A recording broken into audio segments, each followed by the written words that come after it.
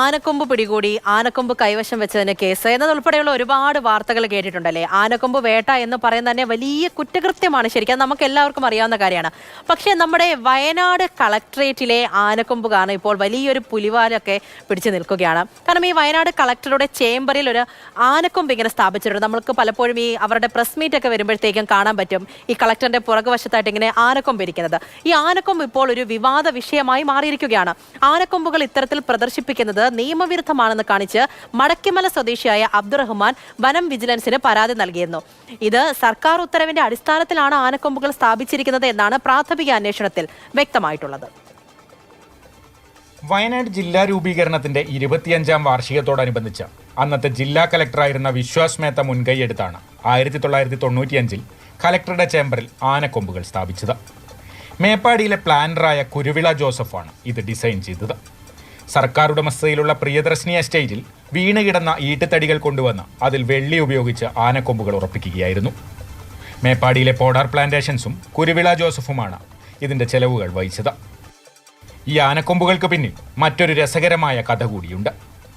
1990-ൽ അന്നത്തെ Wayanad collector Michael വേദശിരോമണി ചേകാടിയിൽ വെച്ച് കാട്ടാനയുടെ ആക്രമണത്തിൽ നിന്ന് കഷ്ടിച്ച് രക്ഷപ്പെട്ടിരുന്നു. ജീവൻ തിരിച്ചു കിട്ടിയതിൻ്റെ ഓർമ്മയ്ക്കായി കലക്ടറുടെ ചേംബറിൽ ആനക്കൊമ്പുകൾ സ്ഥാപിക്കണമെന്നത് അദ്ദേഹത്തിൻ്റെ ആഗ്രഹമായിരുന്നു. അങ്ങനെ അനുമതി ആവശ്യപ്പെട്ട് സർക്കാരിന് അപേക്ഷ നൽകി. സർക്കാർ ഉത്തരവ് പ്രകാരം തിരുവനന്തപുരത്തെ വനംവകുപ്പ് ആസ്ഥാനത്ത് നിന്നാണ് പ്രദർശിപ്പിക്കാനുള്ള അനുമതിയോടെ 2 ആനക്കൊമ്പുകൾ വയനാട്ടിലെത്തിച്ചത്. എന്നാൽ ആനക്കൊമ്പുകൾ കലക്ടറുടെ ചേംബറിൽ സ്ഥാപിക്കുന്നതിന് മുൻപ് മൈക്കിൾ വേദശിരോമണി സ്ഥലം മാറിപ്പോവുകയായിരുന്നു. മാതൃഭൂമി ന്യൂസ്, വയനാട്.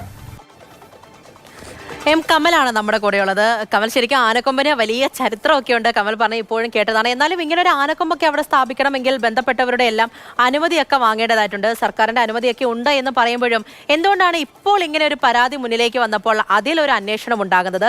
എന്താണ് ശരിക്കും സംഭവിക്കുന്നത്? പൂജ, ഒരാൾ പരാതി കൊടുക്കുന്നു, അപ്പോൾ സ്വാഭാവികമായും അന്വേഷണം ഉണ്ടാകുമെന്നാണ് വനം വകുപ്പ് പറയുന്നത്. പക്ഷേ അതിലെ കൗതുകം ഇന്ന് അതിൻ്റെ പുറകെ അന്വേഷിച്ച് പോയപ്പോഴാണ് ഈ കഥകളൊക്കെ ലഭ്യമാകുന്നത്. ഈ പഴയ കലക്ടർ മൈക്കിൾ വേദശിരോമണിയുമായി ഫോണിൽ സംസാരിച്ചപ്പോഴൊക്കെയാണ് ഇതിൻ്റെ കഥകൾ അറിയുന്നത്. അദ്ദേഹം 1990-ൽ വയനാട്ടിൽ കലക്ടറാകുമ്പോൾ ചേകാടിയിൽ വെച്ച് അദ്ദേഹത്തെ ആന ആക്രമിക്കുന്നു. അതിൻ്റെ ഒരു ഭയം ഇപ്പോഴും അദ്ദേഹത്തിൻ്റെ ഓർമ്മയിലുണ്ട്. അന്ന് കഷ്ടിച്ചാണ് ജീവൻ രക്ഷപ്പെടുന്നത്. അങ്ങനെ തിരിച്ചെത്തിയപ്പോൾ അദ്ദേഹത്തിന് ഈ 2ാം ജന്മമാണെന്ന് തോന്നി. അതിൻ്റെ ഓർമ്മയ്ക്ക് 2 ആനക്കൊമ്പുകൾ കലക്ടറേറ്റിൽ വെക്കണമെന്നൊരു ആഗ്രഹം അദ്ദേഹത്തിന് ഉണ്ടാകുന്നു. അദ്ദേഹം ഗവൺമെന്റിന് കത്തെഴുതുന്നു. അങ്ങനെ ഗവൺമെന്റ് അനുമതിയോടെ തിരുവനന്തപുരത്തെ വനംവകുപ്പ് ആസ്ഥാനത്തെ സ്ട്രോങ് റൂമിൽ നിന്ന് 2 ആനക്കൊമ്പുകൾ വയനാട്ടിലേക്ക് കൊണ്ടുവരുന്നു. അത് പക്ഷേ കൊണ്ടുവന്നപ്പോഴേക്ക് അദ്ദേഹം ട്രാൻസ്ഫർ ആയിപ്പോയി. അദ്ദേഹത്തിന് അത് സ്ഥാപിക്കാൻ കഴിഞ്ഞില്ല. പിന്നീട് അന്ന് അദ്ദേഹത്തിന്റെ കൂടെ സബ് കളക്ടറായിരുന്ന വിശ്വാസ് മേത്ത ഒരു 4 വർഷത്തിന് ശേഷം വയനാട്ടിൽ കലക്ടറായി വരുന്നു. അപ്പോൾ ഈ ആനക്കൊമ്പുകൾ ഇങ്ങനെ അനാഥമായി സ്റ്റോർ റൂമിൽ കിടക്കുന്നത് കണ്ട് വിശ്വാസ് മേത്തയാണ് ഇത് 25ാം വാർഷികം, ജില്ലാ രൂപീകരണത്തിന്റെ 25ാം വാർഷികത്തിന്റെ ഒരു സുവനീറായി ഈ ആനക്കൊമ്പ് സ്ഥാപിക്കാൻ തീരുമാനിക്കുന്നത്. അങ്ങനെയാണ് അദ്ദേഹം ഈ പോഡാർ പ്ലാന്റേഷനുമായും കുരുവിള ജോണുമായൊക്കെ ബന്ധപ്പെട്ട് സർക്കാരിൻ്റെ തടിയൊക്കെ ഉപയോഗിച്ച് അത് സ്ഥാപിക്കുന്നത്. അതിനെക്കുറിച്ചാണ് ഇപ്പോൾ പരാതി ഉയർന്നിരിക്കുന്നത്. പക്ഷേ വനം വിജിലൻസ് ഒക്കെ പറയുന്നത് ആ പരാതിയിൽ വലിയ കഴമ്പില്ല, സർക്കാരിൻ്റെ അനുമതിയോടെയാണ് ഇത് ചെയ്തിരിക്കുന്നത്, പ്രദർശിപ്പിക്കാനുള്ള എക്സിബിഷനുള്ള അനുമതിയോടെയാണ് ഇത് കൊണ്ടുവന്നിരിക്കുന്നതെന്നാണ്. അപ്പോഴും പൂജ ചോദിച്ച ആദ്യം പറഞ്ഞ കാര്യത്തിലേക്ക് വരാം. സർക്കാരിൻ്റെ നിലപാട് അല്ലെങ്കിൽ സർക്കാരിൻ്റെ നയം എന്ന് പറയുന്നത് ഈ ആനക്കൊമ്പ് എന്ന് പറയുന്നത് ഒരു വന്യജീവിയുടെ ബോഡി വേസ്റ്റ് മാത്രമാണ്.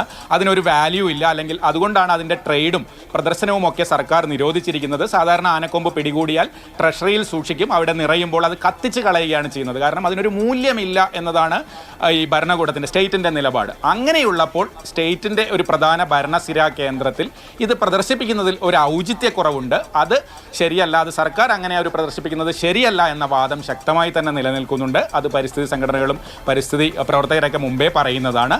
നിയമപരമായി അതിന് അനുമതിയൊക്കെ ഉണ്ടെങ്കിൽ കൂടി സർക്കാർ തന്നെ ഇതൊരു മൂല്യമുള്ള വസ്തുവാണ്, ഇതൊരു വലിയ സാധനമാണെന്നുള്ള രീതിയിൽ പ്രദർശിപ്പിക്കുന്നത് ശരിയല്ല. അത് സ്റ്റേറ്റിന്റെ നിലപാടിന് എതിരാണ് എന്നുള്ളൊരു വാദം നിലനിൽക്കുന്നുണ്ട്. പൂജ, ശരി കമൽ, എന്തായാലും അതിൽ ഈ ആനക്കൊമ്പിന് പിന്നിൽ തന്നെ കുറേ ചരിത്രമുണ്ട്. അതും നമ്മൾ കേട്ടു. ഈ നിയമവശങ്ങൾ ഒരുപാടുണ്ട്, അതും കേട്ടു. പുലിവാലൊക്കെ പിടിച്ചിരിക്കുകയാണ് നിയമവുമായി ബന്ധപ്പെട്ട് എന്നൊക്കെയുള്ള വാർത്തകളാണ് പുറത്തു വരുന്നത്. എങ്കിൽ കൂടിയും ഈ ആനക്കൊമ്പ് കണ്ടാലും എവിടെ വെച്ചാലും കുഴപ്പമാണ് എന്നുള്ളതാണ് ഇതിന്റെയൊക്കെ സാരം. എന്തായാലും ചെറിയൊരു പരാതി കിട്ടി, അതിന്മേലുള്ള അന്വേഷണമൊക്കെ ഇങ്ങനെ പോവുകയാണ്. ശരി കമൽ.